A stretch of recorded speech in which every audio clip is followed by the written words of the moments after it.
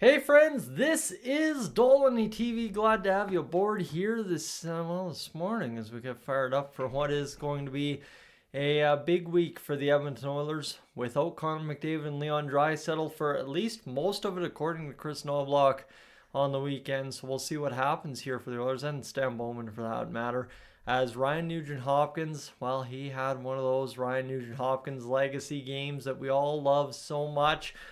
Three three-point games in the span of a week for Ryan Nugent-Hopkins? It's been a stellar one for him as he's now on pace to rack up over 50 points again and have a pretty solid season in what has been a down offensive year all around on the Edmonton Oilers squad. So a solid year for Nuge, just hitting 20 here on the past weekend against the Seattle Kraken, and now all of a sudden, pacing to be a top flight player for the Oilers, at least for the majority of this week upcoming. If you are new to the channel at any time, friends, consider hitting that subscribe button. Would love to have you aboard as a regular viewer here on the channel. We're closing in about less than 250 away from 18,000 now, so maybe I start advertising that. I don't know.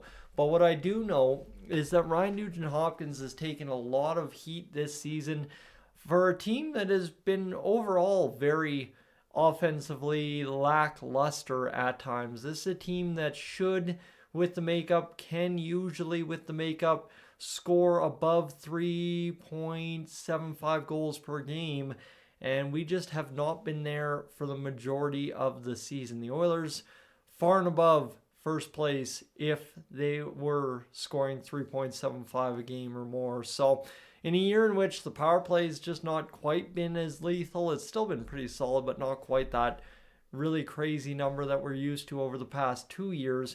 And then as well for the Oilers, in a season in which, you've lost some key guys to injury over the course of the season, whether it be a guy like Matthias Ekholm, whether it be a guy like Zach Hyman, Connor and Leon for the next week or whatever it is now.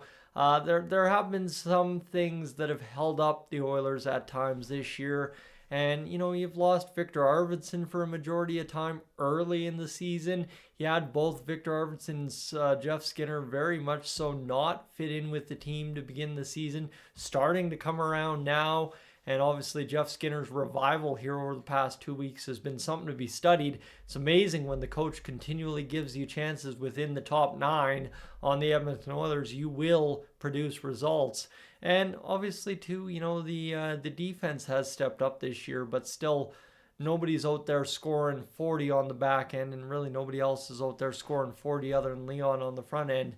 But to have Ryan Nugent-Hopkins now at 20 goals, pacing for, I think he'll probably have no issue hitting 55 points here by the end of the season in game 82 or so. So again, 55 points for his contract. Really, that's about where you see those kinds of players at current. And as long as he continues to produce a 50-point pace every year, 20 goals, you're going to be happy with that. And of course, too, you know what? Nugent-Hopkins is a little bit of a power play merchant with the Edmonton Oilers, where he feeds off of the ability of Draisaitl to put it in the net, the ability of Evan Bouchard to put it in the net, and the ability of McDavid to pass it off Zach Hyman after Nuge passed it to McDavid. So, when the power play is not quite going the same, Nuge won't be quite going the same. But what was nice and what was so key for the Oilers was the fact that this has and always will be Nuge's team up until the day he retires as an Edmonton Oiler career long. It's just incredible to see that when you lose the two biggest guys, he comes out with a huge effort against a team that the Oilers desperately needed to beat. We did. Not 100% pretty, but we did it. And the nice part there for the Oilers is it's on the back of Ryan Nugent-Hopkins. Zach Hyman also now with 25 goals, but just so awesome to see Nuge come through with the hat trick, and obviously what was a much needed effort, like I'm saying, against the Seattle Kraken the other day. So now hopefully for the Oilers, you can kind of come up with some more of those much needed efforts here the rest of the way through the season. Sorry, I'm just checking stats here. I want to make sure I didn't miss anything else in my little pregame for the video here. As Nugent-Hopkins, 3 goals, big thing for him, 5 shots on goal, 23 minutes on the ice in the game. That's huge that we have a guy that has the ability, has always had the ability to step up like Ryan Nugent-Hopkins does, because let's be serious, he is a number 1 overall pick in the NHL, and he has been kind of put onto the B cast with the Oilers once Draisaitl and McDavid arrived fully at the NHL level. But Nuge has never gone away fully and has always been a very good support player, a penalty killer, a very good two-way player, and a guy who, again, racks up anywhere 50 to 100 points in the season. And as long as he's getting that 20-goal mark, nobody's really going to complain. It's just the fact that when you're in the teens this late in the season, people do complain. I get that. But just like that, 3 goals in a game, he hits 20, and now all of a sudden Ryan Nugent-Hopkins locks in another 20-goal season to his career, which has been pretty dang solid for a guy that has never had the limelight in Edmonton outside of maybe the bad stuff being said about him. Post 2017, 18, 19, kind of those years where we were, what do we do with Nugent-Hopkins? Things have kind of faded to the B-cast, like I said, for Nuge.